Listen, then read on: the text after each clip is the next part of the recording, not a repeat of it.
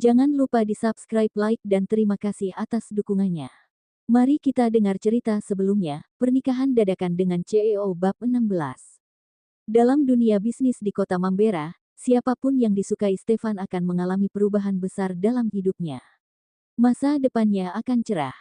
Ayah dan ibu Albert membawa putra mereka ke pesta sebenarnya hanya supaya anak mereka bisa berteman dengan anak-anak dari keluarga lain, supaya bisa membuka jalan untuk masa depan putra mereka.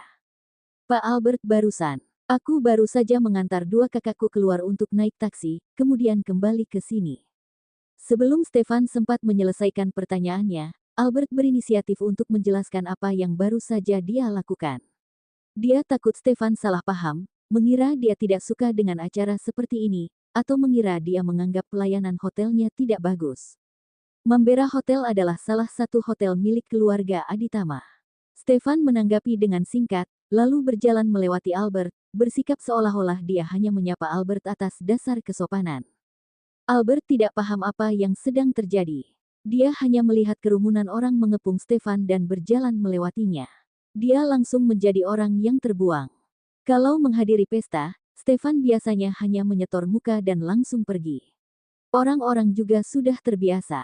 Para pengusaha yang sempat membicarakan bisnis dengan Stefan diam-diam merasa senang. Untungnya, mereka bergerak cukup cepat untuk memanfaatkan kesempatan tersebut. Tak lama kemudian, mobil Rolls-Royce bernomor polisi XX8888 meninggalkan Hotel Mambera, dengan dikawal beberapa mobil pengawal di belakangnya. Sopir Stefan bertanya sambil mengemudi, "Dan, mau pulang kemana?" Stefan mengangkat tangannya dan melihat arlojinya. Baru jam 8:30 malam, yang masih sangat pagi baginya. Dia memikirkannya sejenak dan berkata, "Ke Lotus Residence saja." Sopir itu menjawab, "Baik." Yang mengejutkan Stefan adalah, dia pulang lebih awal dari Olivia. Dia pulang ke rumah kecil yang kosong dan dingin. Dia duduk di sofa, menonton TV dengan bosan, dan menunggu istrinya yang telah meninggalkan hotel lebih awal darinya, tetapi belum juga pulang. Pengawalnya tadi memotret setiap gerak-gerik Olivia di pesta dan mengirimkannya ke ponselnya. Stefan melihat semua foto itu satu persatu. Wanita itu makan seolah-olah dia belum pernah makan makanan enak selama ratusan tahun. Namun, bersembunyi di sudut sambil makan lebih baik daripada merayu pria lain. Nesan mengemukan bening melihat pakaian yang istrinya raka. Wanita itu baikkan tidak mengenakan gaun malam. Terlain kasual. Tentu saja, jika wanita itu mengunci pesta tadi dengan gaun mewait, dia pasti akan mengunci pintu dan tidak mengizinkan wanita itu masuk. Selain Albert, wanita itu tidak berbicara dengan Osia lain. Albert adalah sepupu sahabatnya. Mereka seharusnya sudah saling kenal sejak lama. Terakhir, Stefan mengamati sebuah foto. Bibirnya yang tipis mengatup rapat dan tatapan di matanya berangsur-angsur menjadi dingin. Meski pengawalnya memotret momen itu dengan diam-diam, tapi angelnya cukup bagus. Pengawalnya kebetulan mengabadikan momen ketika Albert diam-diam menatap Olivia. Sebagai pimpinan Aditama Group, mata Stefan setajam silet. Dia bisa melihatnya. Albert menyukai Olivia. Dia ternyata memiliki saingan. Ada suara di pintu. Stefan berhenti melihat foto-foto itu dan segera memasukkan ponselnya ke dalam saku celananya. Olivia membuka pintu dan masuk. Dia agak terkejut melihat Stefan yang duduk di sofa sambil menonton TV. Dia menutup dan mengunci pintu, lalu bertanya, "Pak Stefan, apa Bapak nggak lembur malam ini?" Lanjut cerita bab 17. Iya, Stefan menggumam pelan. Olivia berjalan menghampirinya, sambil memegang kantong plastik transparan kecil di tangannya. "Aku ada beli tahu goreng. Kamu mau?" Stefan menatapnya dengan wajah masam. Setelah makan sebanyak itu di pesta, dia masih belum kenyang. Benar-benar tukang makan. "Aku suka tahu goreng. Pria yang paling aku suka juga menyukainya." Olivia duduk di samping Stefan, membuka plastik itu dan bau tahu goreng pun keluar. Stefan bergeser, berusaha menjauh agar tidak tersedak oleh aroma tahu itu. "Pria yang paling kamu suka. Yang ada di uang 100.000. Stefan. Baginya, uang adalah rangkaian angka di kartu bank. "Kamu mau coba satu, enggak? Ini lumayan enak. Aku sangat menyukainya." "Aku nggak mau. Kamu makan saja sendiri. Selain itu, apa kamu bisa memakannya di balkon?" "Aku nggak suka baunya." Melihat pria itu tampak seperti mau muntah, Olivia buru-buru membawa plastik itu pergi. Dia bergumam dalam hati, orang dengan pendapatan tinggi mungkin memiliki kehidupan yang mewah, jadi nggak pernah makan. Olivia makan dengan asyik di balkon. Stefan bisa melihat punggung wanita itu dari dalam. Wajahnya yang tampan tampak tidak yakin, tapi dia tidak berkata apa-apa. Preferensi setiap orang berbeda. Pak Stefan, kamu kan nggak perlu lembur malam ini, apa kamu bisa bangun lebih pagi besok? Tanya Olivia pada pria yang berada di dalam dari balkon. Setelah hening sejenak, Stefan bertanya dengan dingin, ada apa? Dia mungkin memang orang yang dingin. Sejak pertama kali Olivia bertemu dengan pria itu selalu berbicara dengan nada dingin. Olivia mengeluh dalam hati, tetapi dia harus hidup bersama pria itu. Kalau suatu hari nanti dia tidak bisa tahan lagi, mereka bisa bercerai. Aku ingin memintamu mengantarku ke toko bunga yang ada di pasar besok. Kamu punya mobil, jadi lebih gampang. Stefan tidak menjawab. Kalau kamu nggak bisa bangun pagi, kamu bisa meminjamkan mobil padaku. Aku akan pergi ke sana sendiri. Jam berapa? Setelah memikirkannya, Stefan menanyakan jam berapa. Dia memutuskan untuk bangun pagi besok dan menemani Olivia ke toko bunga di pasar, untuk membeli beberapa pot bunga dan menghias balkon mereka. Jam 6. Kita pergi sarapan dulu, lalu beli bunga dan beli kebutuhan sehari-hari di rumah. Di hari pertama pindah, Olivia melihat ada banyak yang kurang di rumah itu. Dia awalnya mengira sebelum dia pindah ke sana, Stefan tidak tinggal di sana, karena tidak ada tanda-tanda kehidupan di sana. Oke, Stefan setuju. Setelah Olivia selesai makan tahu goreng dan masuk ke rumah, Stefan bertanya padanya, apa tokomu tutup secepat ini? Lanjut cerita bab 18. Aku nggak buka toko malam ini. Temanku mau pergi ke pesta dan memintaku untuk menemaninya. Oh ya, Pak Stefan, aku ingin menanyakan satu hal denganmu, tapi nggak tahu apa kamu merasa nyaman untuk menjawabnya. Olivia duduk di hadapan Stefan, menatap pria di seberangnya itu dengan mata besarnya yang indah. Meskipun pria itu acuh tak acuh, selalu dingin, dan terkadang bersikap tidak baik terhadapnya, Olivia tahu kalau itu karena pria itu masih waspada padanya. Namun, Stefan sangat tampan. Melihat pria itu seperti melihat pemandangan yang indah. Enak dipandang. Pesta malam ini diadakan di Mambera Hotel. Aku dengan Mambera Hotel itu milik keluarga terkaya di kota ini dan tuan muda dari keluarga terkaya itu datang ke sana malam ini. Kudengar nama belakang mereka juga Aditama. Apa kamu punya hubungan dengan keluarga itu? Stefan tampak tenang dan berkata dengan dingin, kami satu keluarga 500 tahun yang lalu. Olivia menghela napas lega, dan berkata sambil tersenyum, aku sudah menebaknya, kamu nggak ada hubungannya dengan keluarga terkaya di Mambera. Melihat Olivia tampak lega dan bahkan senang, Stefan bertanya dengan aneh, kamu nggak ingin aku ada hubungannya dengan keluarga mereka? Sekarang sudah malam. Olivia tersenyum dan berkata, tapi jangan bermimpi. Kalau kamu ada hubungannya dengan keluarga Aditama, keluarga terkaya di Mambera, memangnya kamu mau menikahi orang asing sepertiku? Pikir pakai dengkul pun bisa, keluarga Aditama memiliki standar yang nggak bisa kujangkau. Aku saja sudah merasa aku panjat sosial karena menikah denganmu. Rasanya nggak nyaman. Kalau kalian sih nggak apa-apa. Aku merasa kalian masih berada di level yang sama, jadi nggak ada tekanan. Stefan mengerucutkan bibirnya dan tidak mengatakan apa-apa. Aku dengar dari nenek, kamu bekerja di sebuah perusahaan besar. Apa kamu pernah mendengar tentang pria itu? Si tuan muda keluarga terkaya itu. Dia datang ke pesta malam ini, hebohnya seperti raja yang datang. Semua orang mengelilinginya. Aku dan Junia sudah berjanji, tapi tetap nggak bisa melihat parasnya. Stefan masih mengatupkan bibirnya dan tidak berkata apa-apa. Namun, tatapannya kepada Olivia menjadi semakin dalam dan dingin. Mereka bilang pria itu selalu membawa sekelompok pengawal di sisinya dan para wanita nggak diizinkan untuk mendekatinya. Junia juga dapat info kalau pria itu belum menikah, juga nggak pernah terlibat skandal, jadi dia mungkin bahkan nggak punya pacar. Pak Stefan, menurutmu, apa ada yang aneh dari seorang laki-laki yang sudah berumur dan masih belum menikah? Atau apa ada masalah dengan orientasi seksualnya? Stefan hampir menggigit lidahnya mendengar kata-kata Olivia. Dia memelototi Olivia dengan tajam. Wanita ini benar-benar mempertanyakan orientasi seksualnya di hadapannya. Olivia mengartikan tatapan yang diberikan Stefan sebagai keterkejutan. Dia melanjutkan analisisnya, melihat kesombongannya dan bagaimana para wanita nggak diperbolehkan untuk mendekatinya. Bukankah itu artinya pria itu nggak menyukai wanita? Kalau nggak suka wanita, itu artinya ada masalah. Pantas saja masih belum menikah di umur segitu.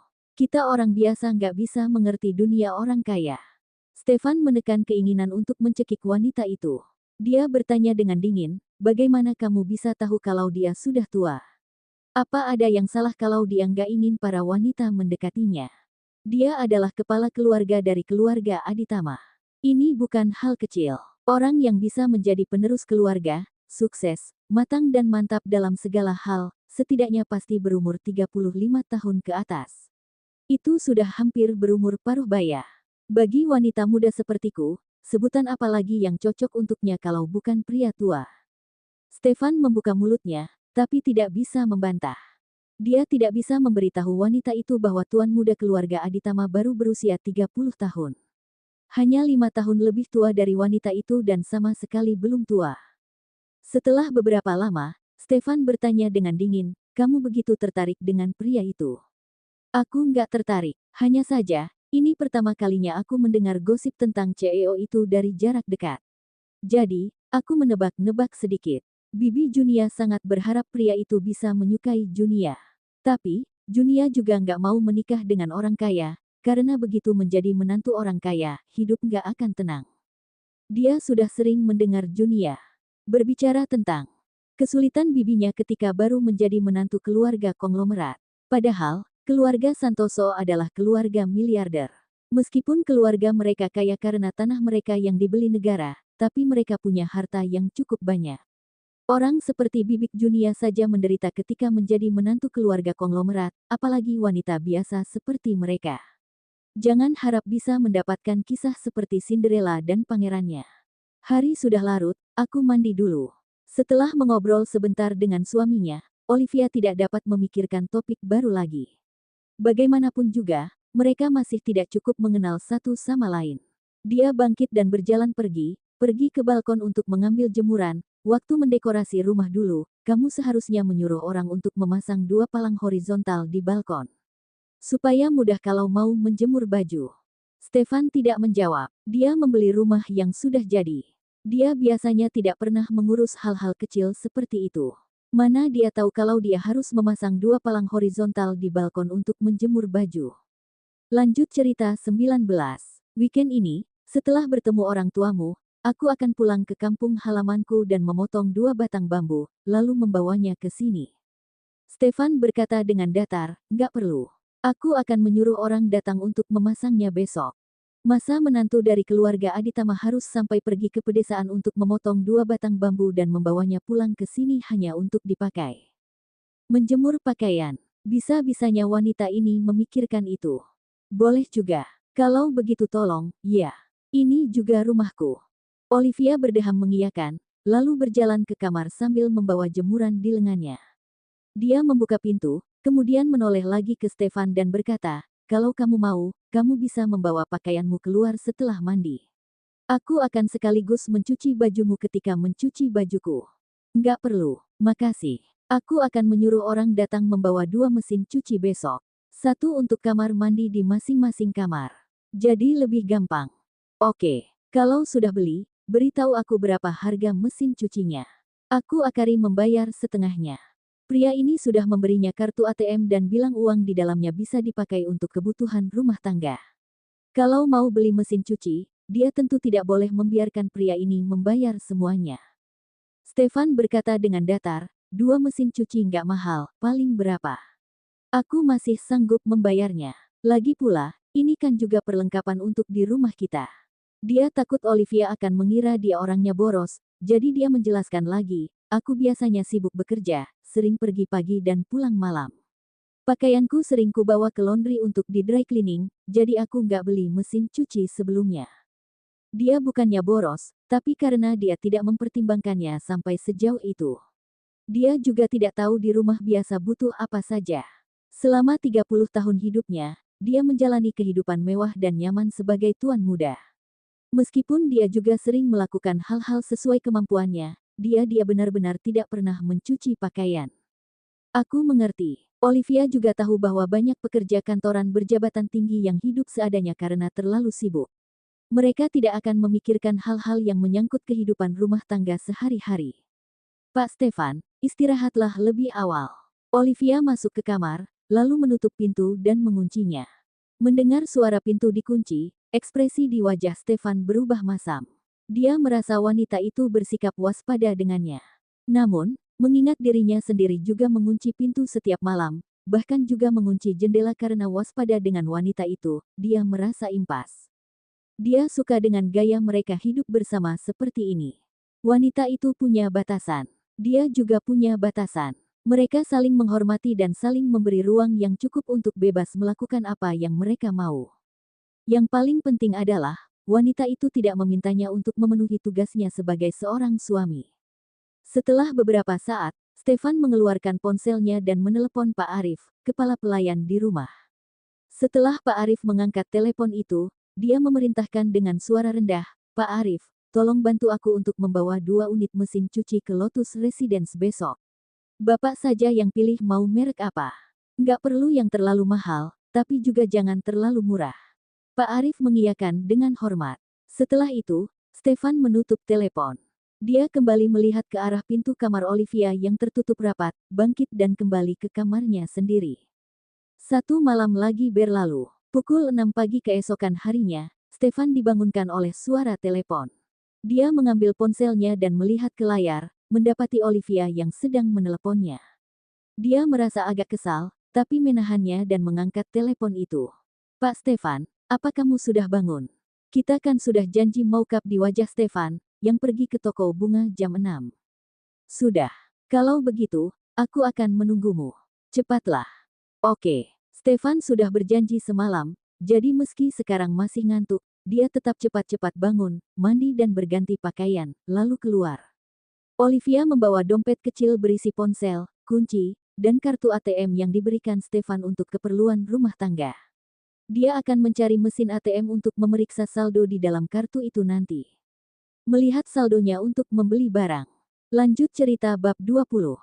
"Ayo pergi." Stefan berjalan menghampiri Olivia dan berkata dengan nada datar, "Ayo pergi." Olivia mengiyakan dan mengikuti pria itu pergi.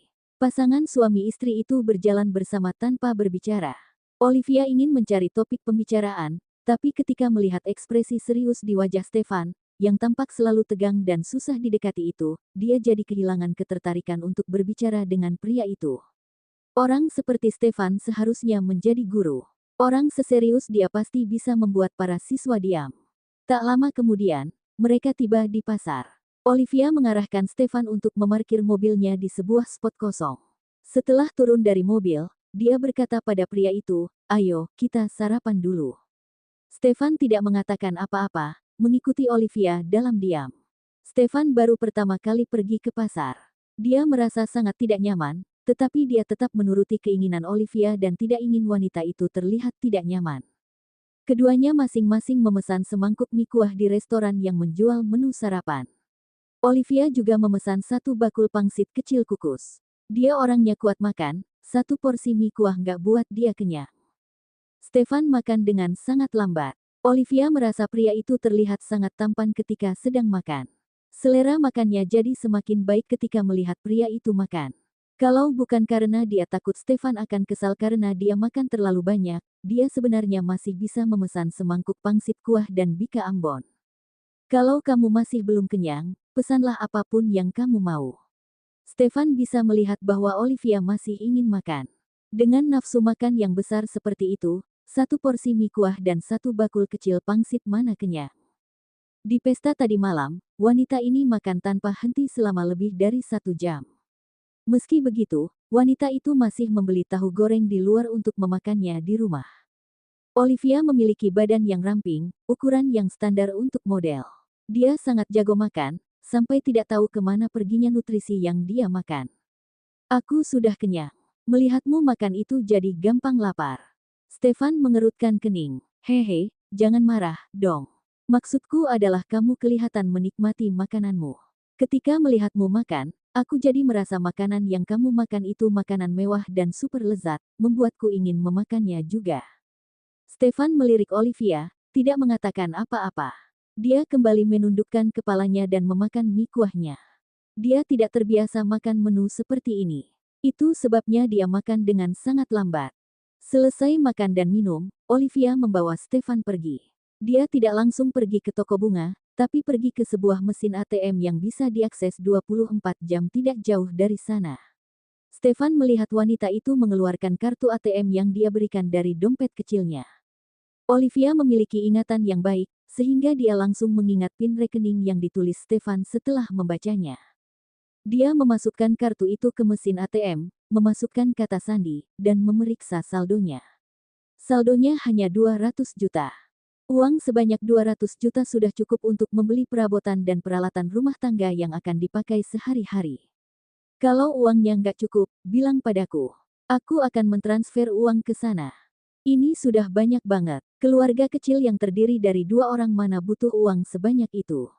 Aku hanya ingin melihat berapa saldo di kartu kita, supaya aku bisa punya bayangan, jadi kalau belanja nggak akan melebihi budget. Setelah membeli furnitur, mereka harus menyisakan sedikit untuk biaya hidup. Olivia sudah mengecek barang-barang yang dia beli online. Barang-barang itu akan mulai diantar satu per satu besok.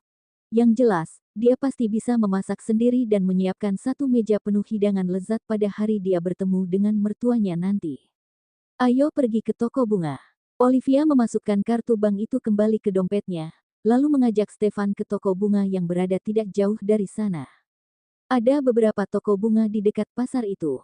Penjualan mereka biasanya cukup bagus. Semuanya sudah buka pagi-pagi sekali karena terletak di dekat pasar, karena orang-orang biasanya memilih untuk ke pasar di pagi atau malam hari. Olivia menanyakan pendapat Stefan terlebih dahulu.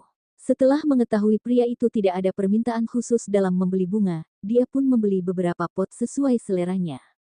Dia juga membeli beberapa rak bunga untuk dipasang sendiri di rumah. Cerita bersambung.